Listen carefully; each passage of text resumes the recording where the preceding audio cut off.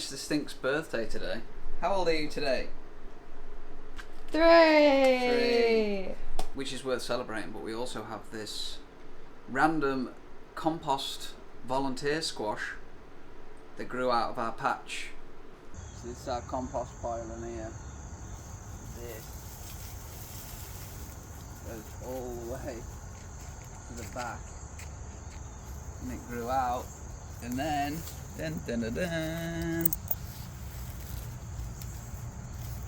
Wow. definitely done. Where do I put it up? Oh, it's definitely done. Cool. Turn it? Yes. How green that is. Yeah. Like the emerald green. It's And then the beautiful. sunspot. Perfect. It's kind of like a wee little dragon egg. We're not entirely sure what type of squash it is. There's potential that it's a hybrid because our compost had many different types of squashes, the seeds of and the remains of. So we're going to be making a right banger with it. Excited to cut into it, see what it's like. He's got a slipper. Some squash tips here. This bit needs to come off the tip. You should be pretty thin. You just want to get it flat because then we're going to cut it. And the way that these grow, they grow this way. This is the way that the strands will be. So if you cut this way, it's very difficult. It's like going with the grain in wood. Across the grain makes an easier cut, and it's the same with squash. There's only a thin wall, so don't use a real big knife and don't go at it like this because you'll cut your hand off, really, because it can slip. So instead, if you just pierce it like this, that's already through. It's only about an inch, and then you can just really safely run it this way. And I'm more turning the squash than I am moving the knife, but you'll see. We'll just cut it, and then you find your little mark. Just take it nice and slow, you're not trying to cut your hands off, and then you'll find your mark. Boom! And then, woo! Wow! Easy peasy. So you see how it's just, you're just trying to cut it in, whereas if you go the other way, it can be, but that didn't. It kind of worked. There you go, see how they're going to roast easy like that? And then all we need to do... What are they? I don't know. It looks like a hybrid. It doesn't look like one I've seen before. So all we're going to do with this is take these out, because what we're going to do with these, plant them next year. And what is amazing about squash is just look how many seeds you're going to get from this one squash. It is spectacular. It's like one squash you could keep the seeds and just breed from the seeds for essentially forever, it feels like. I don't know if there's actually a limit to how many you can go, but I mean, just look at that. It's nuts. And then that's just one. Yeah, if you want the seeds of this odd variety of squash, we'll definitely send you them. You can crossbreed them, create heirloom quality ones. It's pretty cool. This guy's obviously a hardy guy because he outcompeted everybody in the compost pile. Others started up and they all died off because for one reason or another. This guy was like, nah, I'm making it. Look at that. There's probably 70 seeds in there, maybe more. And then that's it for preparation on the squash side. sip before you bake it. Pierce the top of it. Oh yeah, I remember that. Piercing the skin of the squash is important for allowing it to aerate and cook all the way through. And you'll see that when this cooks, because of the way we've cut it, the strands will fold in on themselves. That's how you get the long spaghettis. So you think this is a spaghetti squash? No, I don't know. It's like a spaghetti squash. It's almost like it's like gonna a hybrid between an acorn and a spaghetti squash. Yeah, it's definitely gonna have the. It's definitely gonna have the spaghetti because look, you can already see. You're right. It smells a bit like a spaghetti squash, but obviously don't look like one. So I think it's acorn spaghetti hybrid. So we're gonna just set that aside and then just do a garlic. We're gonna cook this all the way through, right? Yeah. Because we're making a roasted garlic sauce. So we'll put that in the small cast iron.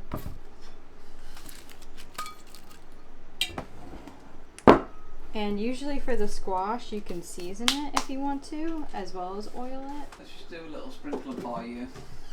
I don't know, the bayou usually goes down pretty good in most things. Oh yeah, that would be nice.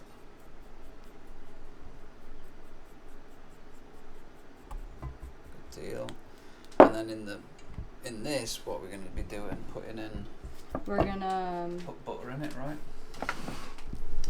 I would put butter between the layers of garlic. Butter's in the door. The butter's in the door. So we're just going to get a little chunk of butter. Boom. Ram that in there. Move that over. And then we'll close the lid on top of it. Put that there. Bang that on there. Butter away. How long is that going in for? Well, our oven's pretty slow, so it's going to take a while. Okay. But well, we'll see after it's baked. The next step, we're just going to pressure cook some white beans. These have been soaked overnight. And the pressure cooker is the absolute goat, really. Because you can't get it wrong. You cook in legumes like this without it. I don't know about how to do that. Seems a lot of work, whereas this, it's one button turn on, bash, bash, bash. And for any beans, it's pretty much always two cups of water to 1 cup of beans. So I've got about a cup and a half of beans, so I need 2 more waters. Maths.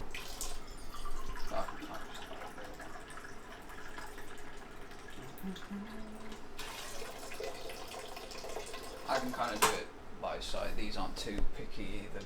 Some beans get real soggy if you put too much water, but white beans are.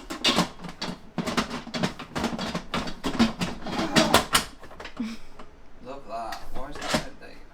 White beans are pretty hardy, it seems. So we just bang that in there. Pressure cook high, 25 minutes. Get this off. Don't want to keep warm because that'll boil the bottom out if you're not there on time. Job done. Easiest thing in the world, pressure cooker. And I think that a lot of recipes say that like only cook the beans for 17 to 15 minutes, and I feel like they're never cooked. I always overdo the recipes. I don't know. Yeah, because they always come out hard with the pressure cooker. They always come out hard with that, whereas with that it's 20 to 25. So but again, I think there's atmospherics at play, and I've adjusted all of my timings for where we're at and the water and all that. So you got to test, haven't you? Always be testing. All right. 3 years old. Oh, no, sweet boy. Ah, good thing he's not cooking anymore. The squash has been in the oven. It's cooked, ready to roll. The beans are done. So the next step is to just get the beef prepared. And for that, we're going to be adding these little shallots that I believe are from our garden. Are they? Mm-hmm. These ones are the ones from the garden. Always better. I'm obviously dripping with post-shower pickleball. Been pickling while the squash cooks, can't be wrong. And these are real nice, these shallots. They're almost like silver skin onions. Super small, real juicy, and they nearly always make me cry. Not many onions do that anymore, but wee little buggers. Yeah, here we go. We're on the brink. Oh yeah.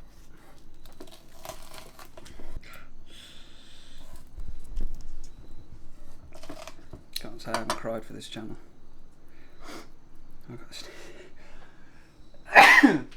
Oh my god. Woo! They're strong wee boogers, aren't they? They are. Considering they're so small. Small but mighty.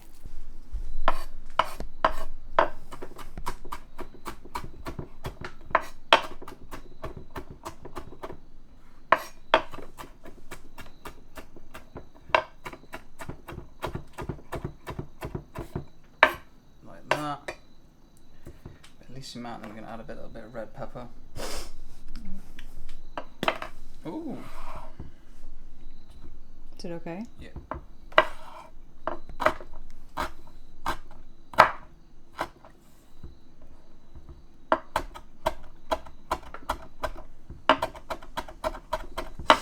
There's a little bit of spice in there. Good deal. Anything else you want to drop in? No. So now we gotta get the beef on. And tag team Kate in. So how do I turn this on? Press the on button. Oh. Well, do I have And to then bake. Or bake? I usually do hot pot. Hot pot. And then Lower it? well, whatever the lower, you know, 146. It's just like a regular thing. 300. Okay, so we're going to add add the onion and pepper that Joshua graciously cut up for us. I knew you were going to say graciously then. Well, because I don't do well with the frying and the spicy things, so we'll get that. It's already heating up.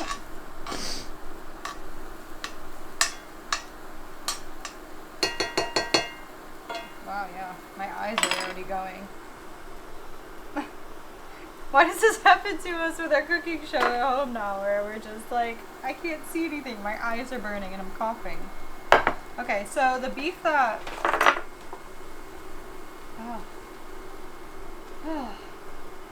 So the beef that we're going for is Mark Wahlberg's brand, Wahlburgers. We found these at the store and they look pretty quality, and we've tasted them a few times and they're nice, so. Wow, my eyes are really burning. Okay,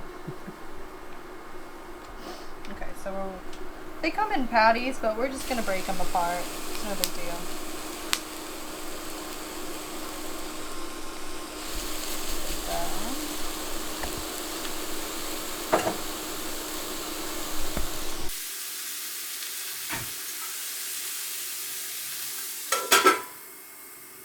So do you want to follow me to the garden to harvest some herbs?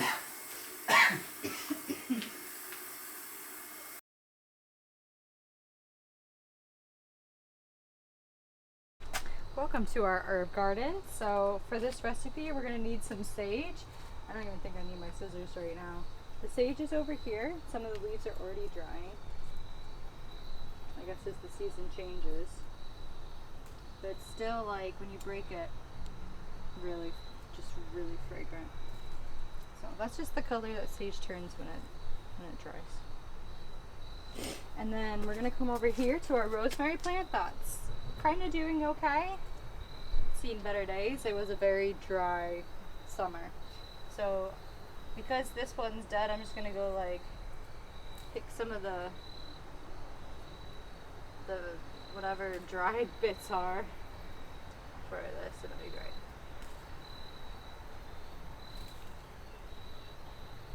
It smells so fragrant, rosemary. It's like one of the strongest herbs in my opinion. Okay, so we're gonna use this to season our burger mixture.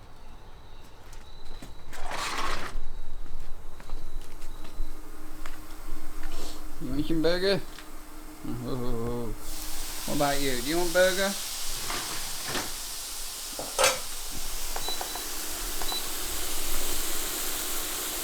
Turn that down.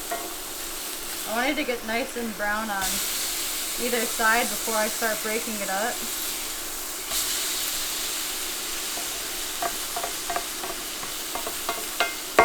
And I'm keeping the lid on so it stays juicy and we're not so that doesn't happen. So with the scissors, I like to break up the herb into just wee little pieces. Sometimes it's easier for me than chopping. I turned this way down. It got a little bit browned on the side, but I also don't want it to overcook, so we'll just spread that around and then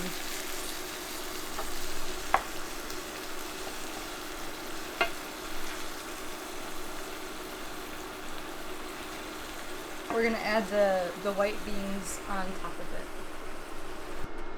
So these are our white beans after pressure cooker. I don't understand this thing at all now. It's not even cooking at all. So we're just gonna go for like a cup of cooked beans. Not overpower our ratios here. Half a cup for either of us. But I want the white beans to start to take up the beef juice and flavor. To be honest, they don't really taste like anything to it. I could eat beef. Okay, then I'm gonna sprinkle the herbs that we harvested.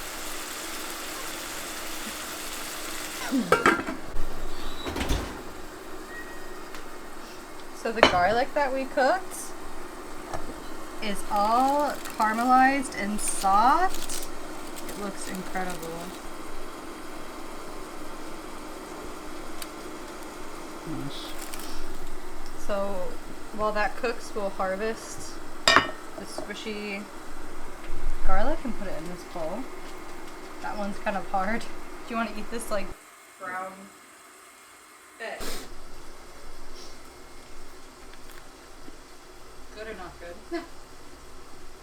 Good. Garlic tringle.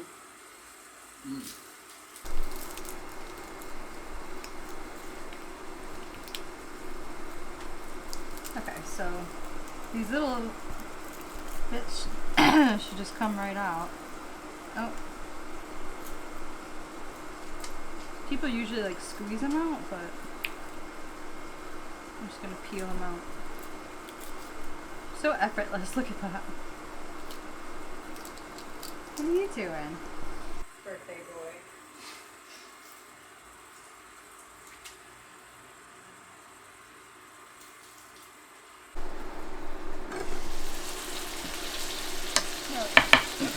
It's really getting juicy in there now.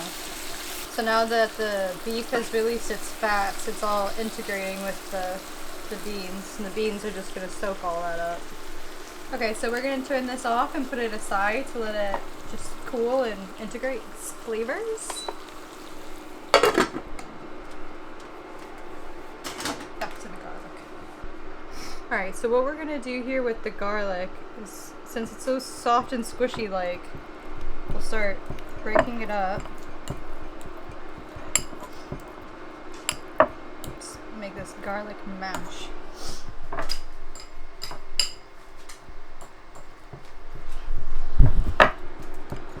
We're going to add a little bit of farm fresh leche to it.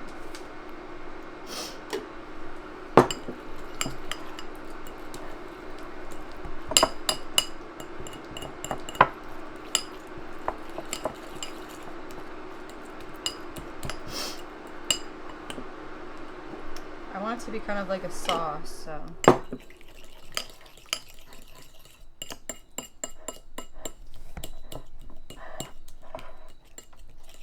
See, it's how it's turning out into like a drizzle. That's good.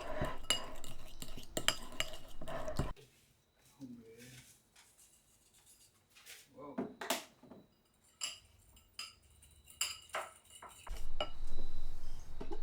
Trees out. I want beef. Trees out. I want beef. Trees out. I want beef. Trees out. I want beef. Okay, so we're gonna top our bowls, squash bowls, with an egg, and we got these from our friends' chickens today, and look how big this one is. Put them closer together. I think it's twins, but Joshua thinks it's Triplets. triplets. Go on, crack it. Moment of truth. Twins! Hey! So we'll just do that and split it, right?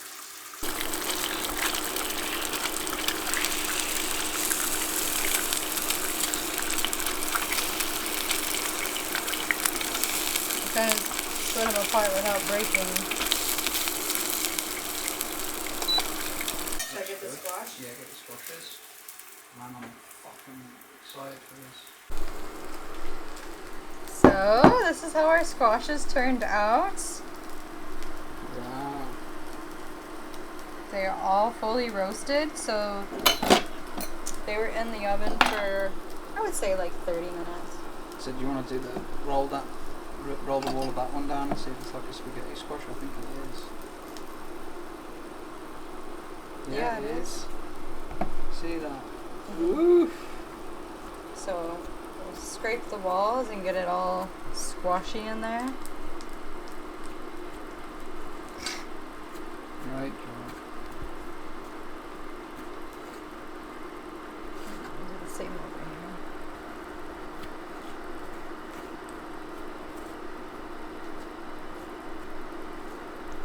I was trying to distribute the whites and I broke it.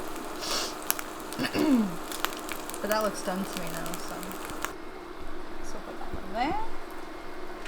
That looks great. That looks so hearty.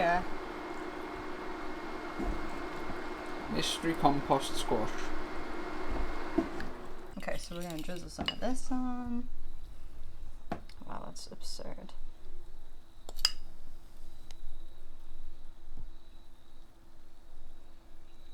The egg that didn't break. Come on, baby.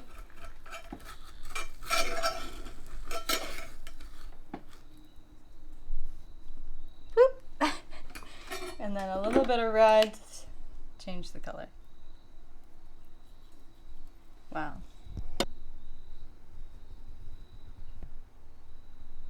Do you want to get me holding it? Right, give us a taste test. I thought I was going to have you take the taste test. Alright, we'll do the taste test, no problem at all. Moment of truth. Well, presentation wise, I think it's really cool. I think it's a very pretty looking meal. I'd be really happy to get served that anywhere. So I'm just going to take a bit of spaghetti off the wall. Look at this guy here. Birthday beef. But Dad first. I'm going to get a bit of that egg. Oh, the egg's still runny, love that. Right in that. That seems a fair mixture.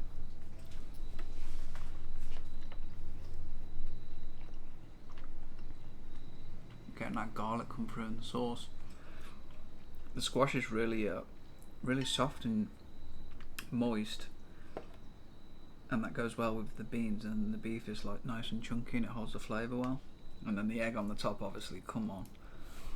Yeah, I'm getting that in. I'm gonna have one more. It's really good. All the flavours work really well together. It's very hearty, as you said. Look at that. Onion in the beef is good, chunky. The walls are. I mean, look at that. Yeah. Well, enjoy. Enjoy. Thank you, Mystery Squash. Thank you, Mystery Squash. Thanks for cooking, honey.